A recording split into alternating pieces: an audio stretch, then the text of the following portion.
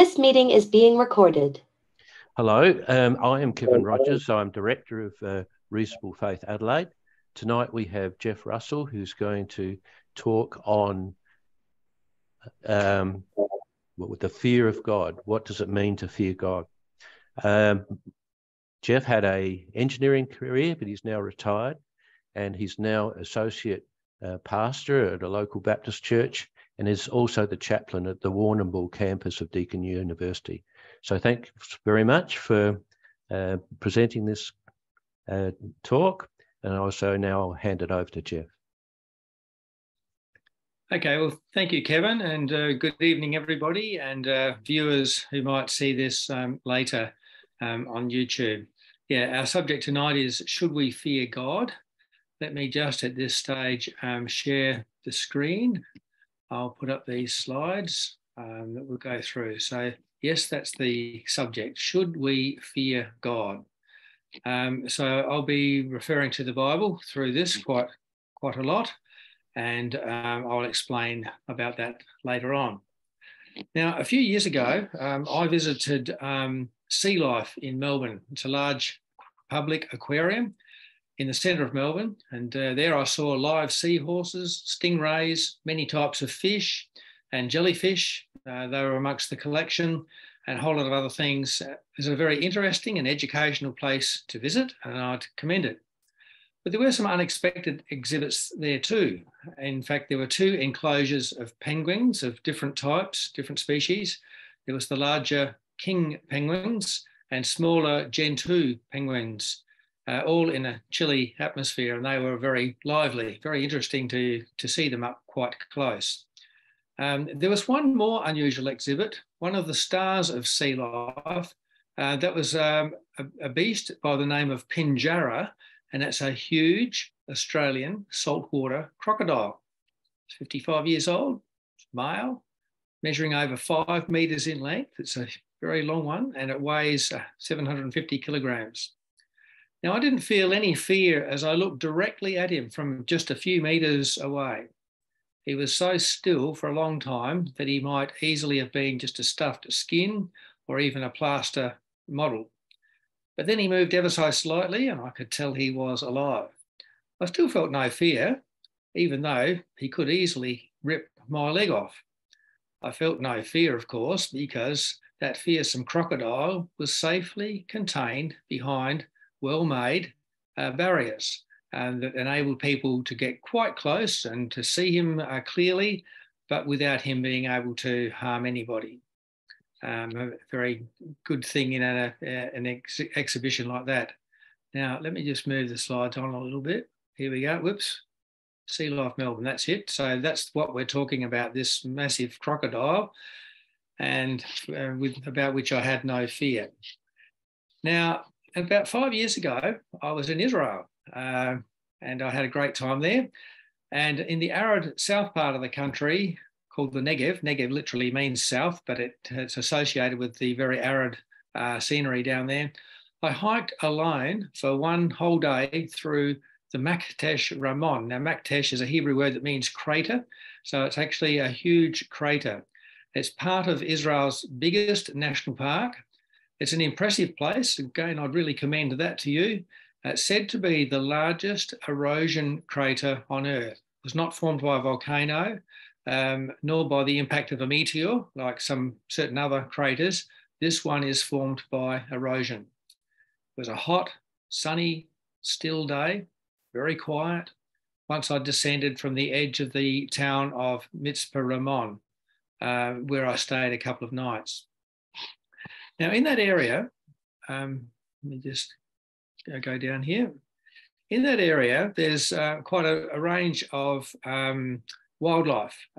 Mostly, as I said, it's extremely quiet, but the wildlife of the area include these Nubian ibex that I have pictured there. I've seen a good many of them, including on the edge of the township. They're attractive creatures, grass-eating, and they're well able to coexist with human beings. I think they get on very well with human establishments. They regularly make their way in and eat people's bushes and shrubs and grass and things, and people are quite friendly with them. But besides these, there was also the Asian wild ass.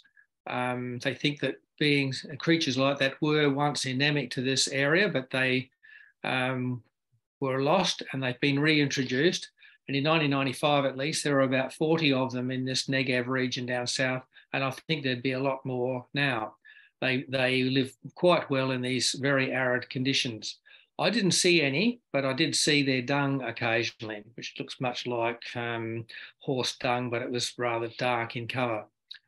And I was told that was from those donkeys or asses.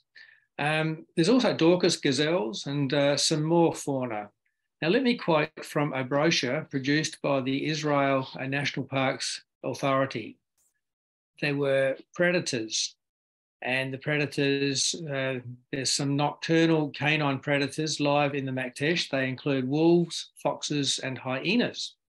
But there's more. There's also the Arabian leopard, Panthera pardus nimra is its proper name.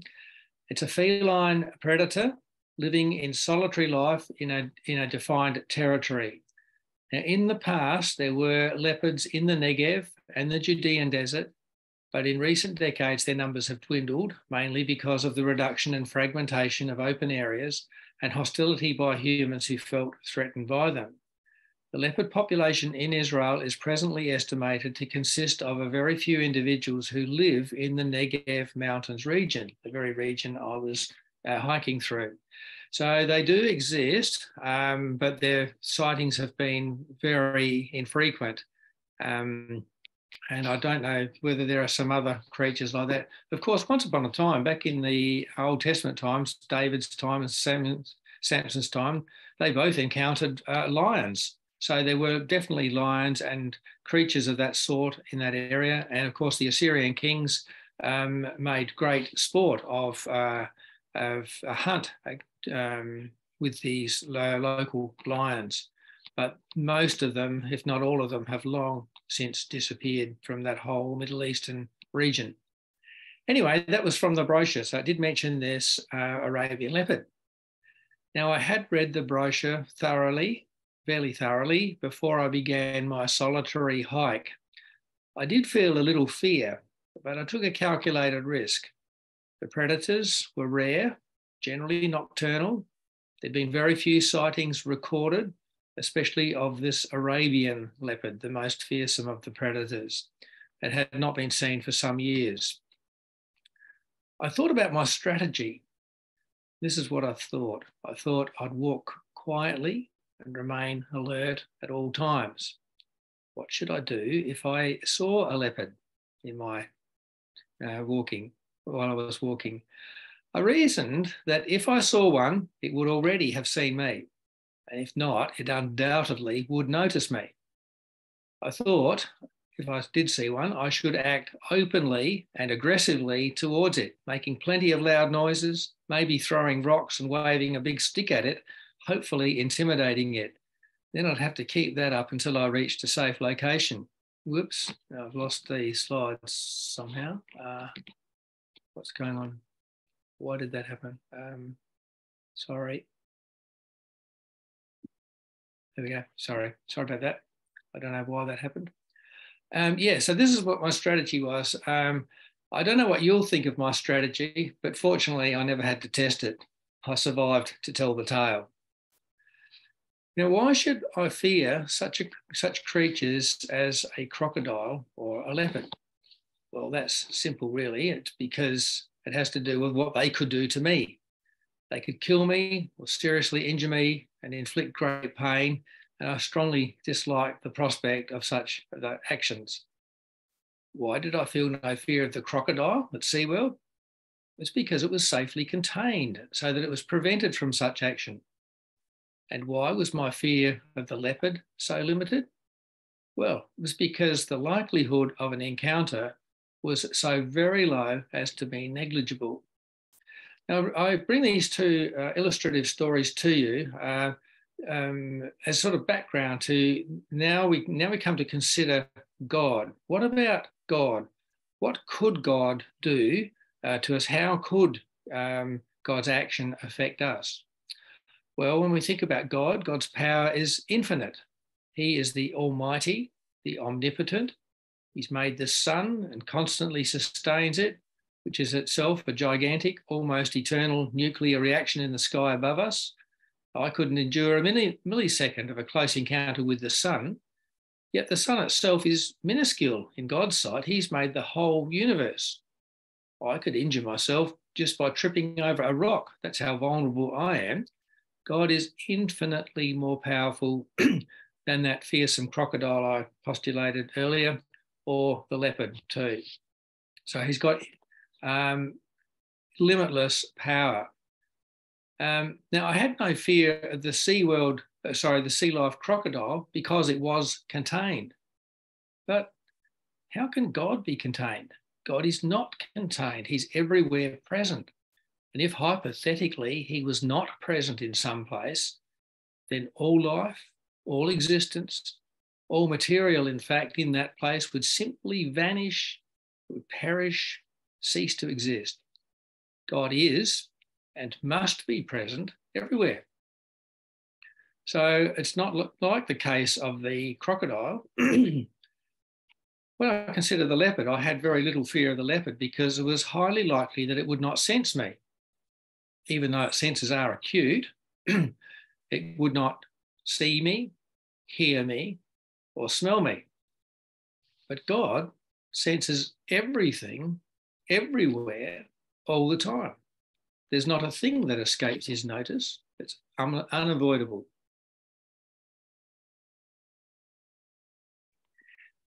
Now, in my references to God so far and throughout this talk, I'm assuming the truth of the Judeo-Christian faith and what that faith says about him based on his self-revelation in the Bible. In my opinion, the reasonableness of this assumption can be demonstrated, but I'll not do so now. I'll take this as my starting point for our subject.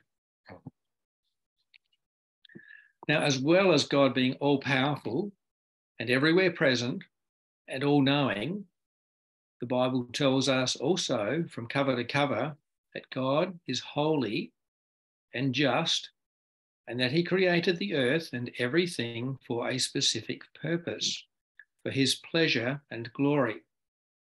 I won't expand on these thoughts now, but turn our attention to what the Bible tells us about whether we should fear God. In a nutshell, it tells us over and over again that we should fear God. Let's look together at a few Bible references.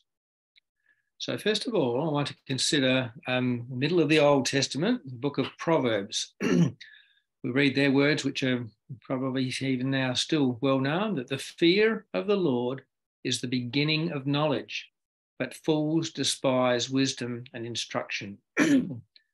This and all the quotations I'll bring forward are from the New International Version. But here we read that it's the fear of the Lord, which is the foundation of knowledge. Everything good that's worth knowing, things that are wise and instructive are based upon the fear of the Lord. This is a summary statement from the book of Proverbs, which was written or compiled by Solomon, the ancient king of Israel in its golden age, about 3,000 years ago, and he was renowned as being an exceptionally wise person. It's repeated later in that same book, in chapter 9, verse 10, the fear of the Lord is the beginning of wisdom, and knowledge of the Holy One is understanding. Now, this idea of the fear of God is pervasive in the Bible. Almost the first occurrence of the Hebrew word, which goes like this, it's Yare, so I think that's how I would pronounce it, Y-A-R-E. It's Yod Resh Aleph in Hebrew. The very first occurrence of this word, or almost the first occurrence, translated fear in the NIV, is Genesis 20, verse 11. In this place, we read about Abraham. And Abraham, in his travels, he was also down in the south of Israel, actually, in the Negev, and he encountered this other group with the king Abimelech, and he said, there is surely no fear of God in this place, and they will kill me because of my wife. Oops. Sorry. My little mouse has come apart. Sorry, I better put this back again. Hope this works. What's the cover? Is that going to work? No, it's not. Sorry, I have to use this. That's not. Ah, bother. Sorry.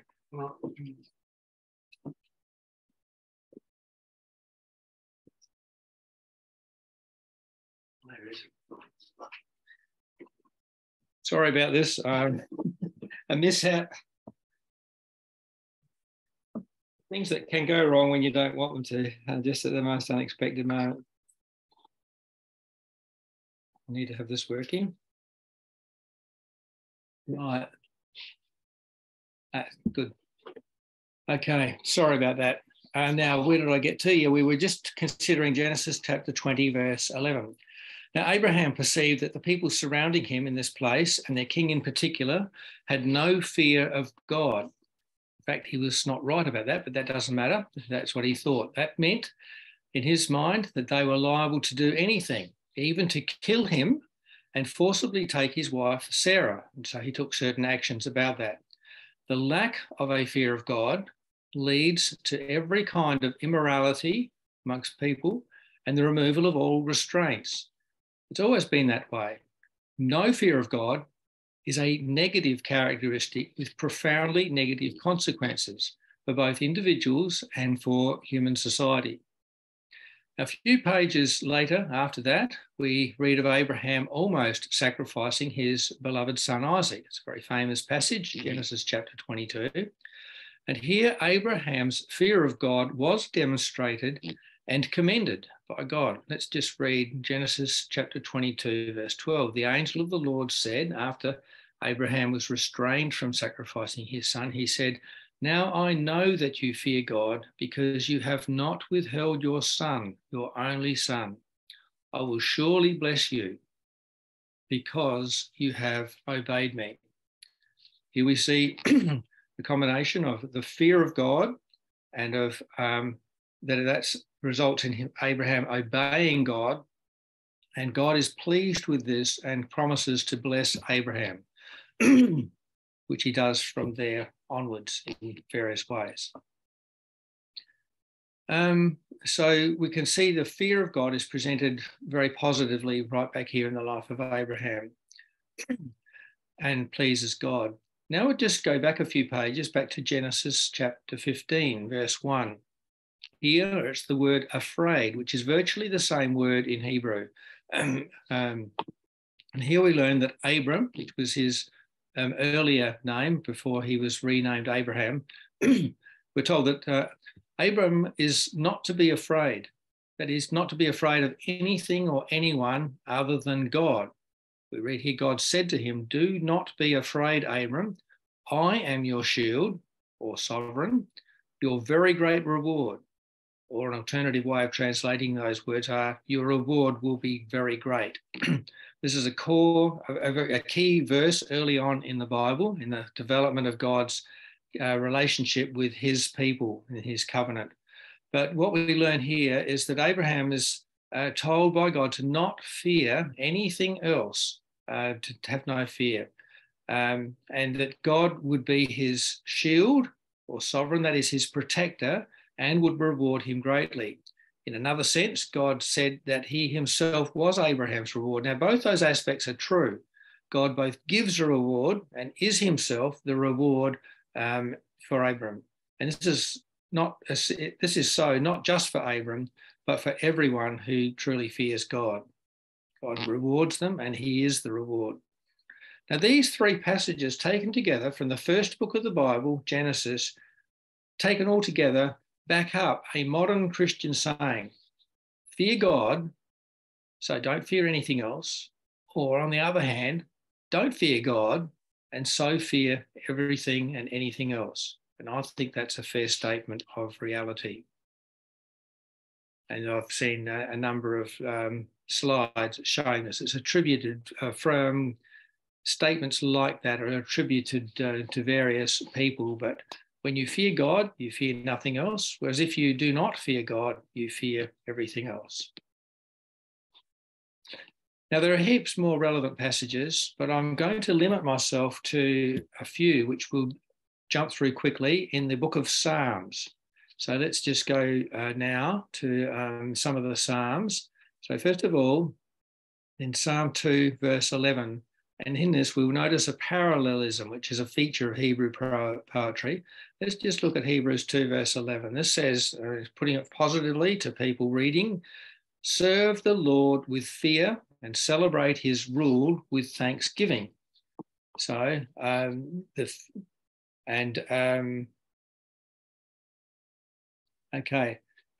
fear here is not just respect and awe, though these emotions are included. Now we look at first Psalm 15, verse 4. God honours those who fear the Lord. What's implied in God honouring a person? What's the extent of the blessing implied here? And what's the outcome for those who don't? These questions that are left hanging from this statement. But nonetheless, that's what it says. God honours those who fear the Lord. In Psalm 19, verse 9, it says, the fear of the Lord is pure, enduring forever. Not only the fear, but also those who fear the Lord endure forever. Psalm 23, verse 4, the famous psalm that we're generally familiar with. Even though I walk through the darkest valley, sometimes translated the valley of the shadow of death, I will fear no evil, for you, O God, are with me. Your rod and your staff, they comfort me. Here the focus is on the fact that being right with God, being united with God, there's nothing that we need to fear, and the writer fears no evil. Nothing can finally get to him. Psalm 25, the Lord confides in those who fear him. He makes his covenant known to them. So this is extending what God does with the person whom he delights in, the person who fears him. The Lord confides in him or her, revealing his covenant and his plan and his intentions to such a person. It's a loving personal relationship that's indicated here. Psalm 27, verse 1. The Lord is my light and my salvation. Whom shall I fear? The Lord is the stronghold of my life. Of whom shall I be afraid? This is reinforcing again this thought that being right with God means that there's nothing else to fear. Psalm 33, verse 8. The writer says, let all the earth, all the people on earth, fear the Lord. Let all the people of the world revere him. The eyes of the Lord are on those who fear him, on those I'm missing those words there, who live in his unfailing love. So in that psalm, there's an instruction. That's a command. Let all the people of the earth revere God. And then it tells us that God's eye is on everyone. That's in verse 18 of that psalm. God's eye is actually on everyone always. But in this sense, the eyes of the Lord being on those who fear him, it implies it's in a positive, favourable sense to those people in particular, but not on everyone.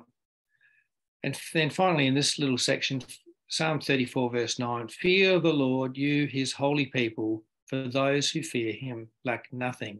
So I think each of those quotations, and there's just heaps and heaps more, it just keeps on going, but I will stop there. They illustrate one or other of those three things that we considered in the life of Abraham, that the lack of fear of God is very negative, and God is pleased with the people who fear him and honour and respect him and therefore obey him. On the other hand, now some people think that this is an Old Testament concept and that it's discarded in the New Testament, this fear of the Lord. So let's now look at a few relevant passages from the New Testament. The common Greek word for fear is phobos, from which are derived English words like phobia, arachnophobia, the fear of spiders, agoraphobia, fear of crowds, and so on. It's a common Greek word. One of its earliest occurrences in the narrative of the New Testament is in Luke chapter 1, verse 50. These words are part of the Magnificat, that magnificent song of Mary as she was pregnant with Jesus. And she says in her song, his mercy, God's mercy, extends to those who fear him from generation to generation. There's a timelessness about that. This song has been loved and repeated by generations of Christians since Mary first sang it. Now, another famous song follows, and that's the song of Zechariah, who was the priest at the time and the father of John the Baptist. And he said later in that Luke chapter 1, he was the father of John the Baptist, and he said these things about Jesus, whose birth was much anticipated and just about to happen at this point. So Luke chapter 1 and these few verses after the Song of Mary. God has raised up a horn of salvation for us to enable us to serve him without fear in holiness and righteousness before him all our days. Now, his words introduce a new aspect of the subject, that is, of being without fear. You see that there? It has enabled us to serve him without fear, which we'll consider a little later in my address. But notice here that it's for those who are associated with that horn of salvation. That's a reference to, it's a poetic reference to Christ and Jesus. And that such people, God has raised that horn of salvation up for us, and it has an effect. It's to enable us to live this way. Notice that nonetheless, these people who don't have fear do serve God in holiness and righteousness forever, all our days. Now, then there are the words which are rather stunning words, maybe even shocking, words that Jesus said in Luke chapter 12, verses 4 and 5. And this is pretty clear in relation to the subject of the fear of God. Jesus said this, he said, do not be afraid of those who kill the body and after that can do no more. But I will show you whom you should fear. Fear him who, after your body has been killed, has authority to throw you into hell. Yes, I tell you, fear him. Jesus is really emphasizing this. He's the word for fear occurs there several times, and afraid is also that same, is in essence the same word. So Jesus' followers may easily have felt fear of people who could cause physical harm, right up to death, the killing of the body. I think that's very understandable, and I'm liable to that fear as much as anyone. But Jesus says we should not fear such things. It's pretty amazing, isn't it? But he says we should fear someone else. Who but God can he possibly mean? This fear may well incorporate respect and awe and reverence, but it must also mean fear of the consequences of being on the wrong side of that person. And alarmingly, we all actually start from that position.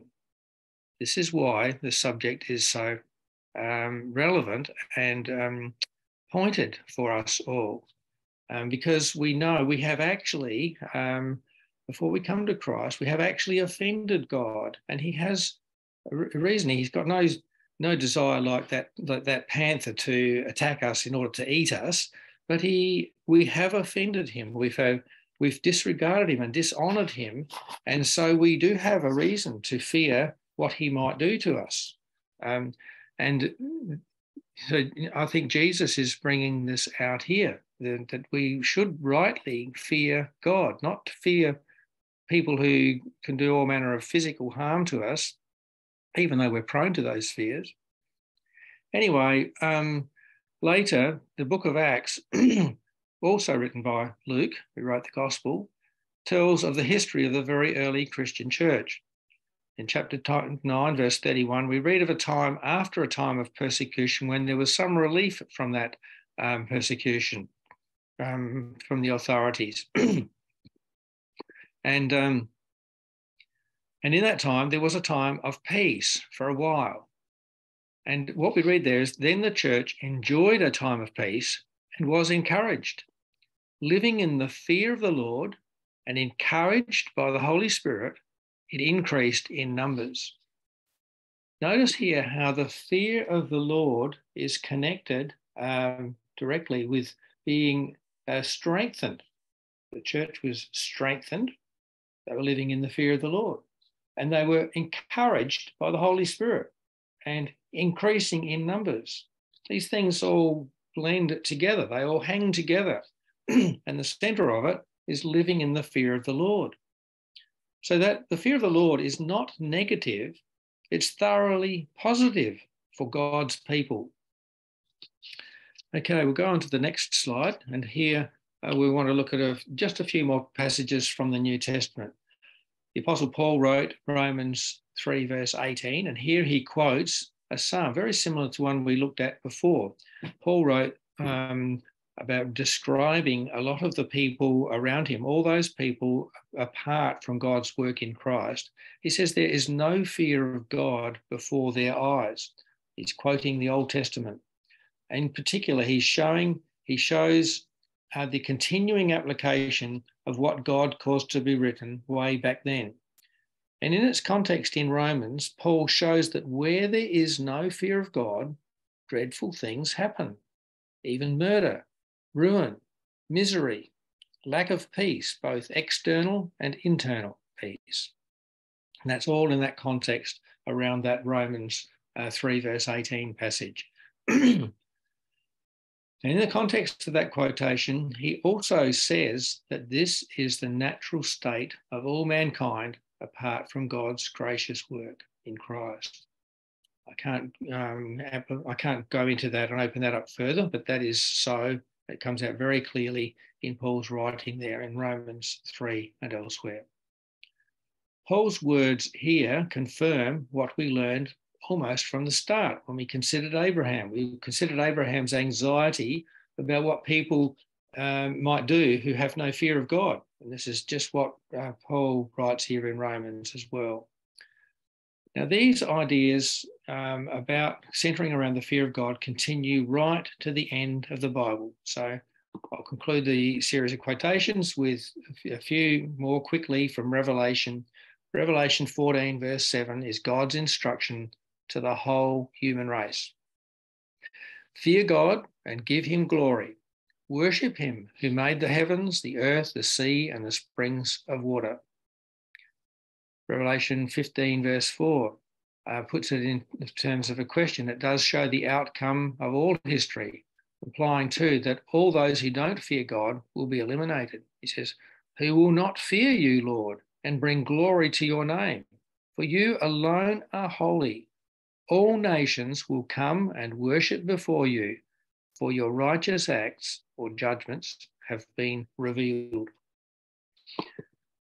So the fear of God is there right to the very end. And in Revelation 19, verse 5, finally, we read there that, once again, it's an instruction from the ultimate author of Revelation, God, to say, praise our God, all you his servants, you who fear him, both great and small. Shows that all people who properly fear God will praise him and will do so eternally. Okay, now there's something more to say about on the subject of fear, something very important. Those who properly fear God and who respond positively to him in the way he desires, then have nothing to fear. And for this, we'll look at the writings of the Apostle John, famous quotation, 1 John 4, verse 18. But it's important that we don't look at this in isolation from all the others. John writes this, and wonderful words, there is no fear in love. But perfect love drives out fear, because fear has to do with punishment. The one who fears is not made perfect in love. Why? because they, what was it so? Because they live fully in God's love. They experience God's love deeply and eternally. To those who love God and who endeavour to live to please him, that is, in obedience to him, God says that they do not need to be afraid. And love is the ultimate motivation. Now look at what Jesus said in Luke chapter 12, verse 32. And these quotations are typical of many others too. He says to his followers, those who are coming to him, those who are responding to his teaching and his calling, Jesus says, "Do not be afraid, little flock, for your Father has been pleased to give you the kingdom." So if we are part of this little flock, then this applies to us. Jesus says, do not be afraid. And now also let's look at John chapter 6, verse 19. This is an occasion when the disciples were very frightened. They were in fact terrified in certain occasions. I think this was the occasion of Jesus walking to them on the water, and they thought that they'd seen a ghost. But when they were frightened, Jesus said to them, "It is I, don't be afraid."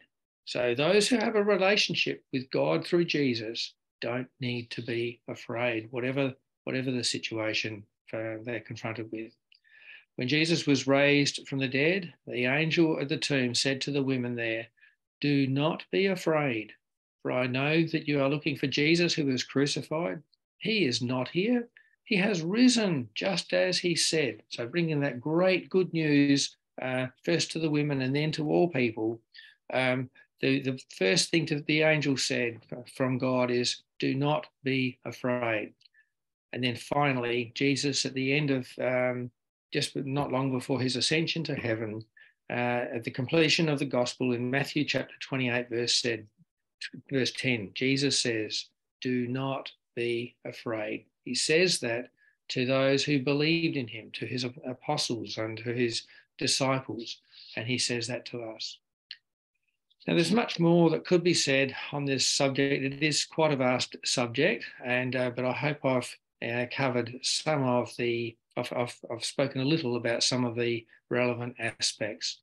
So I'll just summarise with this slide here. These are the points that I get out of this. God is to be feared.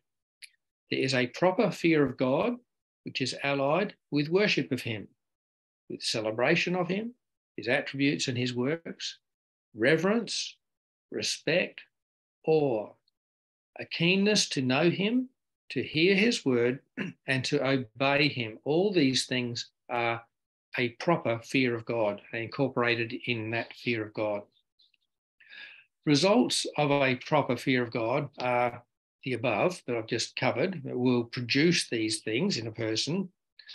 And more than that, it will produce peace, satisfaction, comfort, a sure hope, a knowing of God in this way, in this life. But beyond this life, God rewards all those who properly fear him, and that's eternal. On the other hand, results of a lack of fear of God are a lack of restraint, all manner of evil doing, and all their consequences in this life, both in an individual's life and also in the lives of others. And in the lives of others and in society as a whole. And regarding this lack of fear of God, God punishes all those who do not fear him, and that punishment is eternal. I don't think that means necessarily that they're conscious of that eternally, but the punishment itself never ends. And finally, something that I've put together, this is my saying, which I think summarises it. Those who don't fear God ought to, while those who properly fear God don't need to. Thank you, everyone, for your attention.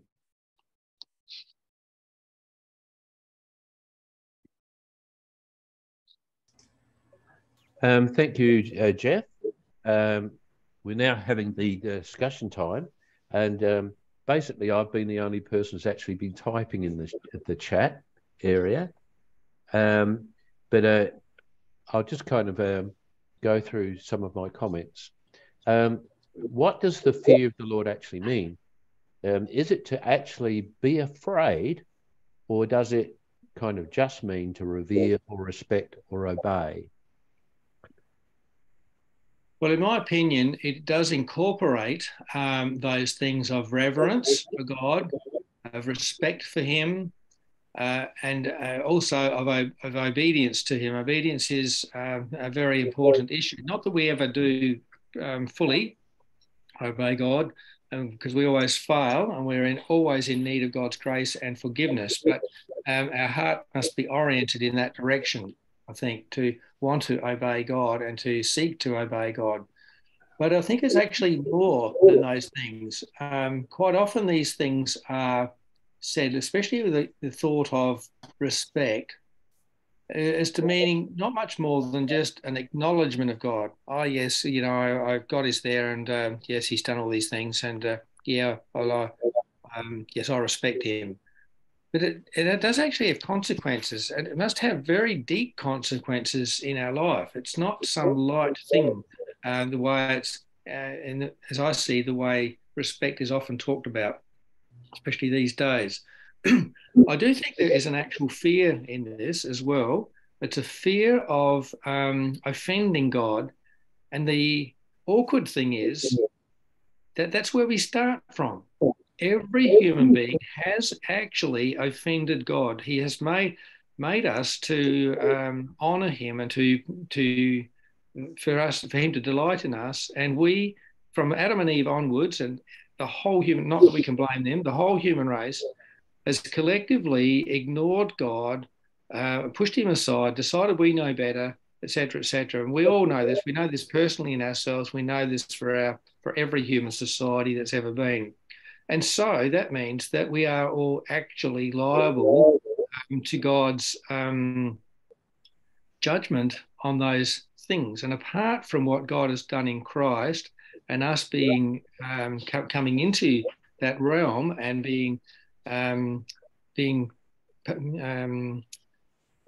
coming into that, that's what we're liable for. So I can't see that fear is anything.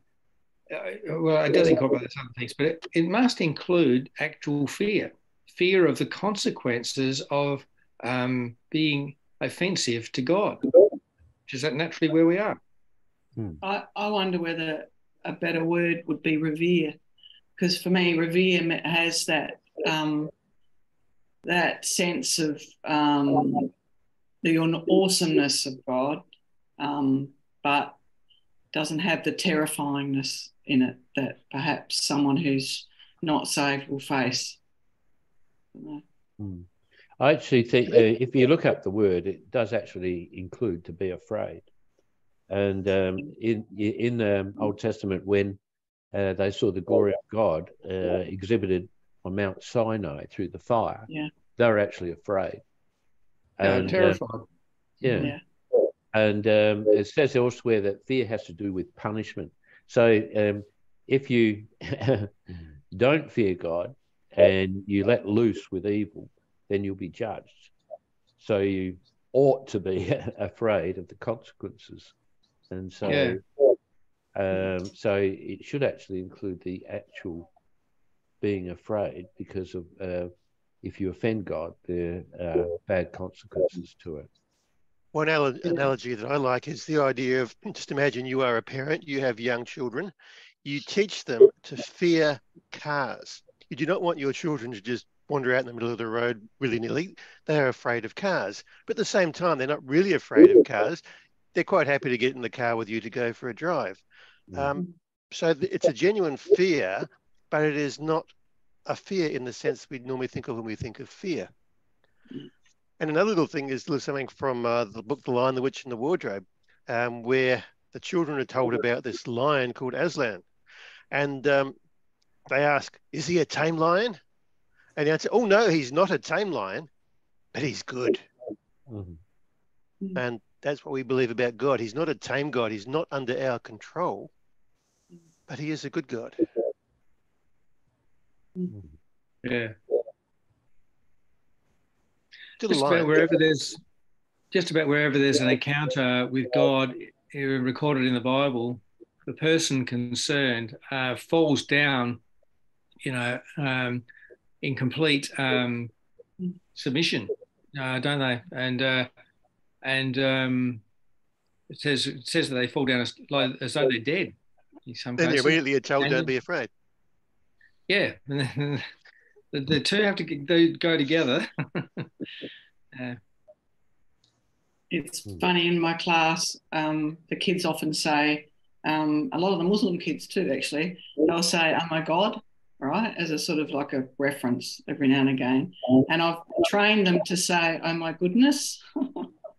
So it's cute when I hear them telling each other off when they say, when someone says, "Oh my God," and they'll tell them off. I say, "No, don't say that. It's, oh my goodness."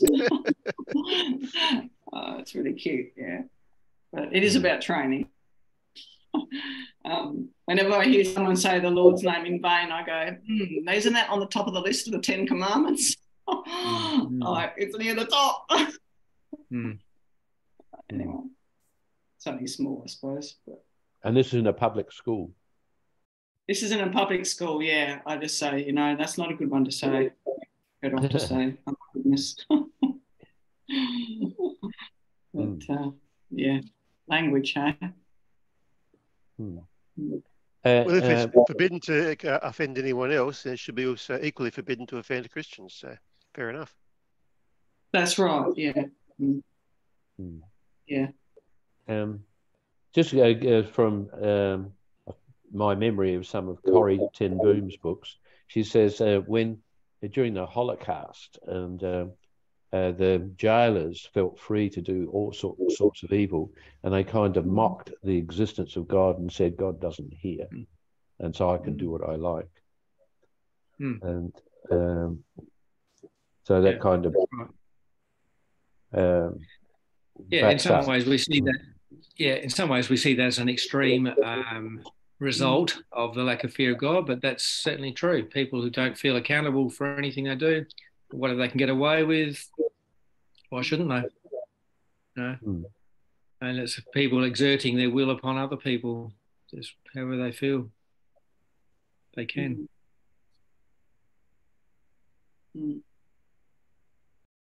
Yeah, the fear of God kind of has negative connotations, doesn't it? So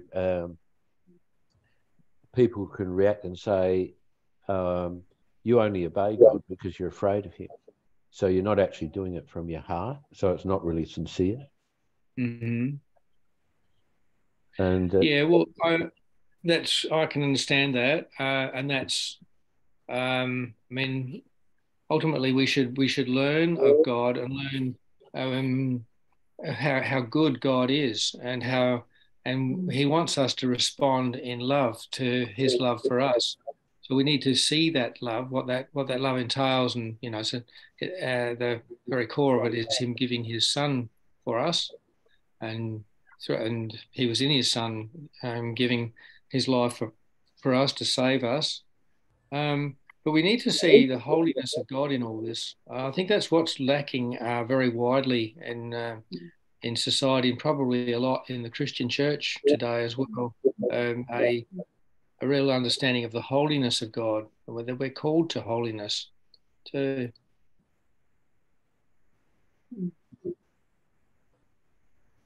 It's like a lot of things, I suppose. Pain is, we don't like pain. It hurts us, but it's there for a reason. And it teaches us not to do certain things because they'll damage us. Fear can be in the same regard. We don't do certain things because we are afraid, and that fear protects us. Now, obviously, wrong fear can cause all sorts of damage, but right fear in that sense protects us. Yep.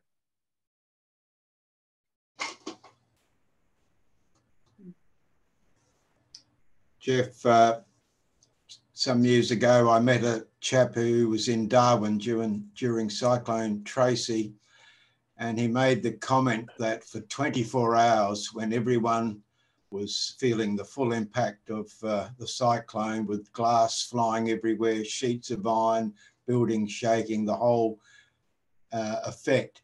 He said for 24 hours there was not an atheist in Darwin.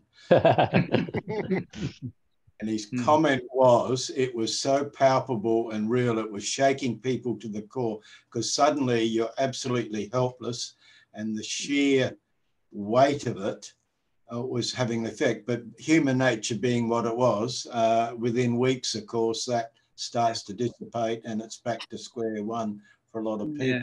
It is interesting when all humans are in fierce situations, there is that sobering effect. And another incident was the report of American servicemen being down in the Pacific and ending up in the ocean after a tragic event.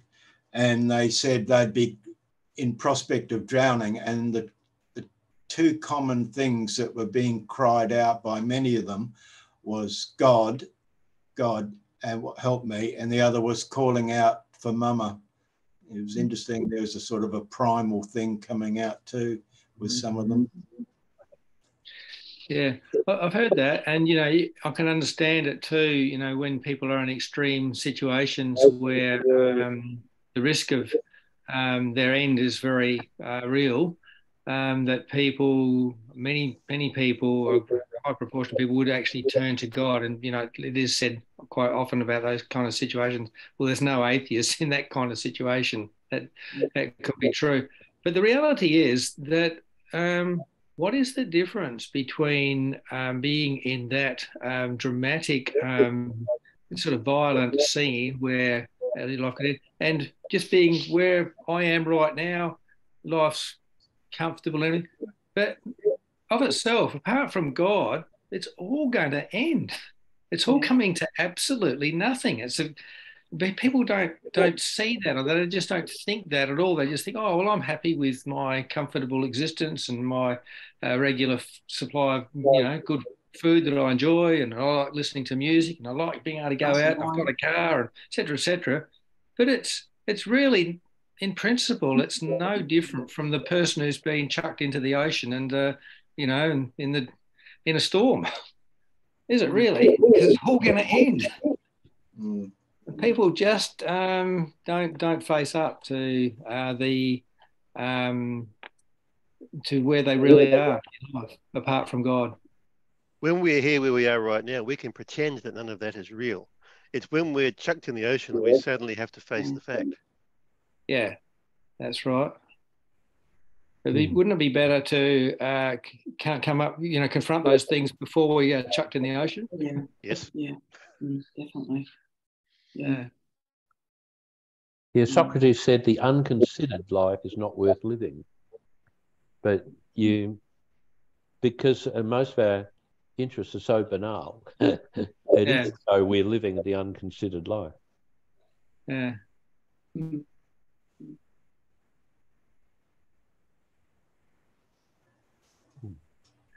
What I've presented tonight, of course, is not the whole subject, but I do think it's worth thinking about the fear of God.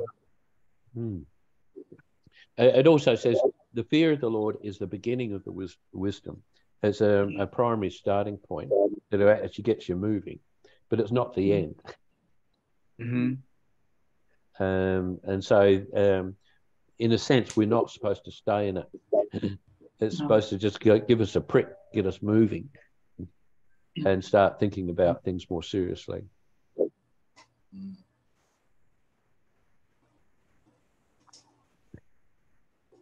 Have you ever had anyone talk to you about that from a apologetic point of view, like a non-Christian, talk about God in that way? I haven't personally, but yeah, I can't remember anything. It hasn't been raised as a critical issue, either as a criticism, or you're a Christian just because you're afraid. Nor has it. I've never used it as kind of a prompt or trigger to get people. It's thinking. Interesting. In the early days of revival, though, a lot of the preachers used a bit of a fire and brimstone. Yeah. Well, A lot of the beginning of that preaching's gone.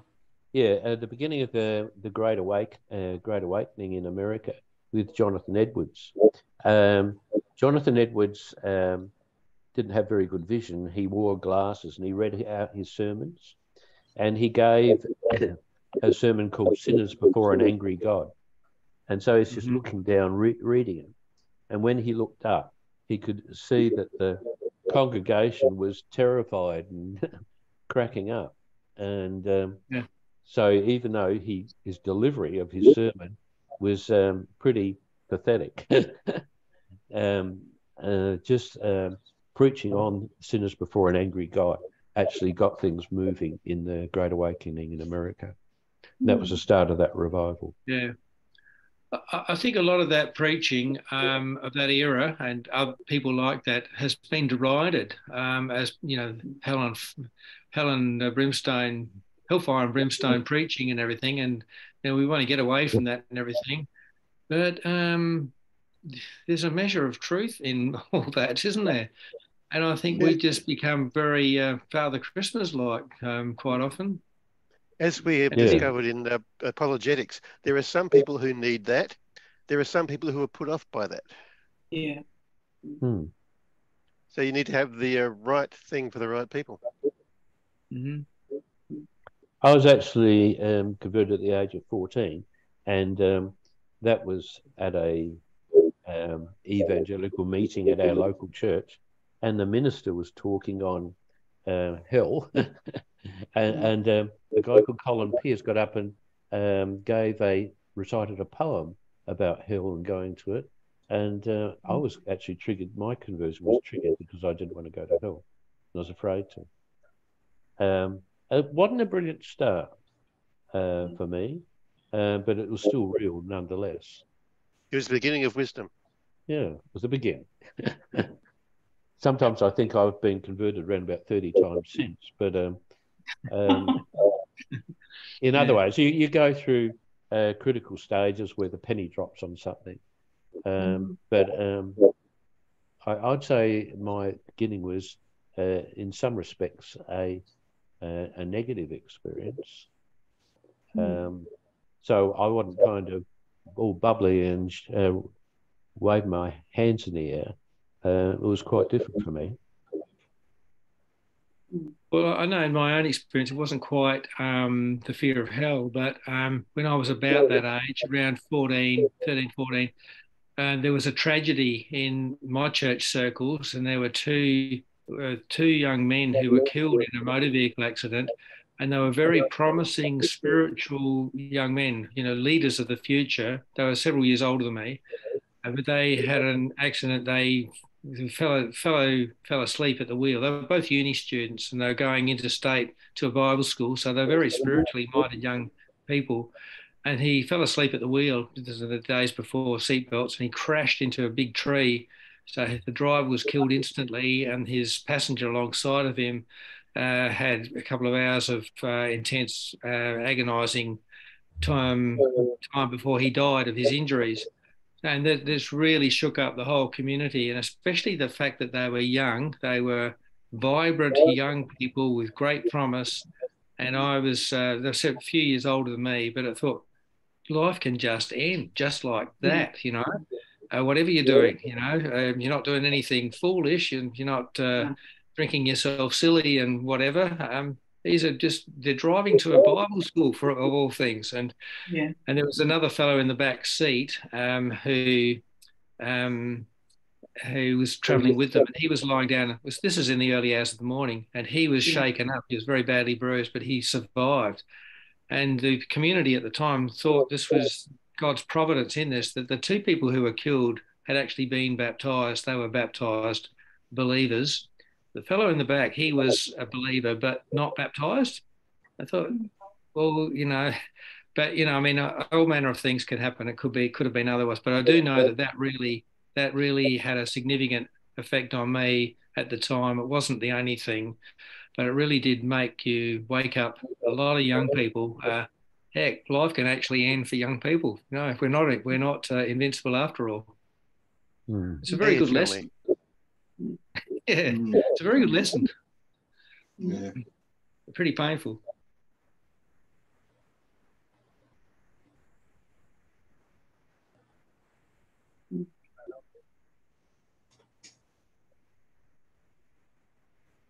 Yes.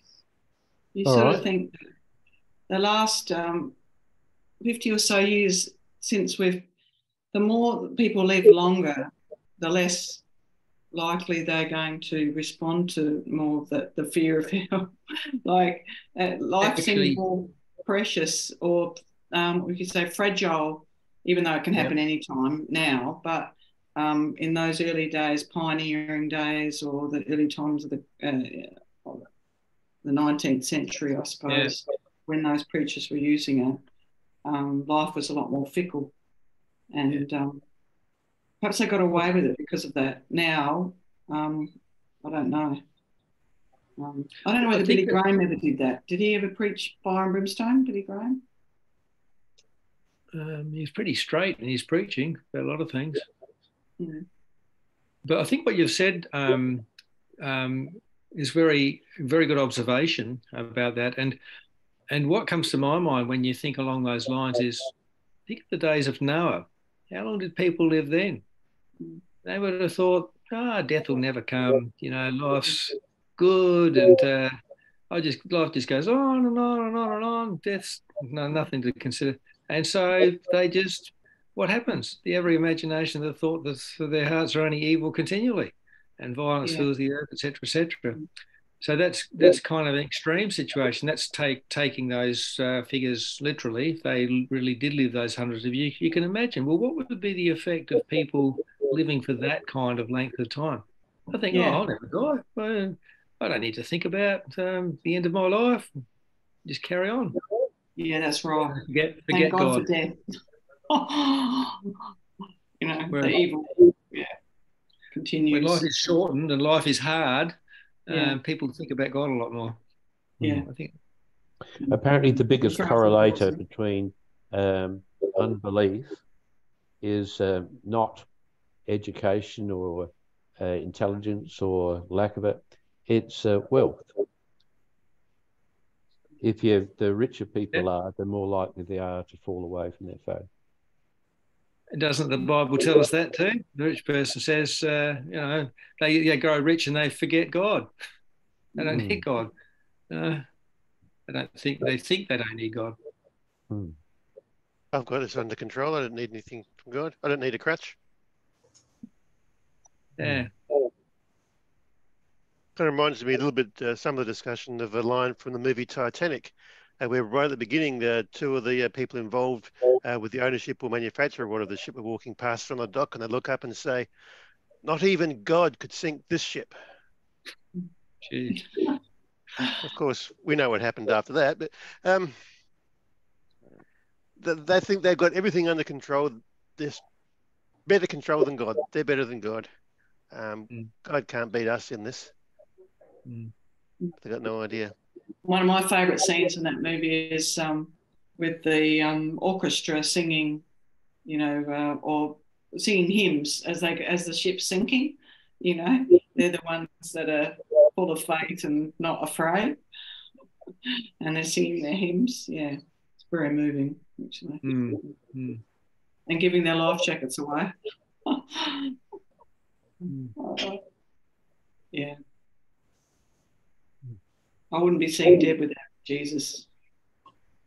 That's what I say to my 87-year-old friend Ted. I sort of rib him spiritually a bit every now and again, and say, I wouldn't be seen dead without Jesus, Ted.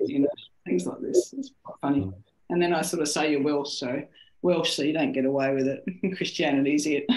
But the choir will be Welsh in heaven. You have to join it, things like that. It's quite funny. I think there are some Samoans who may disagree with you. Possibly. Well, the dancers will definitely be black. I don't know what the white people will be doing. I'm just watching. Yeah. Have you got Welsh connection from it? Oh, my name's Bronwyn is Welsh, but my mother okay. named me after a character in How Green Is My Valley. You remember that old serial? Anyone ever watched it? How I've Green heard Is of My it. Valley? Anyway, and I met Ted when I was walking my dogs one day in the local park, and he was walking his dog. And when I introduced myself as Bronwyn, well, being Welsh, he went off chatting, Oh, okay. and his Okay. Welsh are very good talkers. And yeah, so we kept walking together. So we'd walk nearly every day. And I did one Christmas make him say the sinner's prayer with me because I was worried he was going to die the next day. That was quite cute. But whether or not he actually received salvation, I don't know. But with old people, it's really, really tricky to see. Like when they're in that other era, like my grandfather was very similar. They would never, you wouldn't hear him talk at all about God. But my mum would say you would see him often on his knees. He was Scottish, knees at the end of the day praying. Had a real deep prayer relationship with God, but you would never talk about it, you know? Right, that's interesting. Yeah, so older people are a bit hard to get it out of them sometimes, what they really think. Mm-hmm. I find it hard to believe that Bronwyn is a Welsh name. It lacks an extra 10 syllables. You reckon? Oh, it might be the spelling. I don't know. Bronwyn. No, Welsh words have around about a dozen syllables in them, don't they? Oh, some do, some don't. Yeah, probably, yeah. Tom Jones is Welsh. Yeah, that's true. All right, so anybody got some extra comments or questions to ask? Oh, that was good, Geoff. I enjoyed the clarity and all your references there. Well done. Yeah. All right, then. I'll just close off the meeting. So thank you very much for your presentation and for all those who've contributed with their comments. So I'll stop the recording now.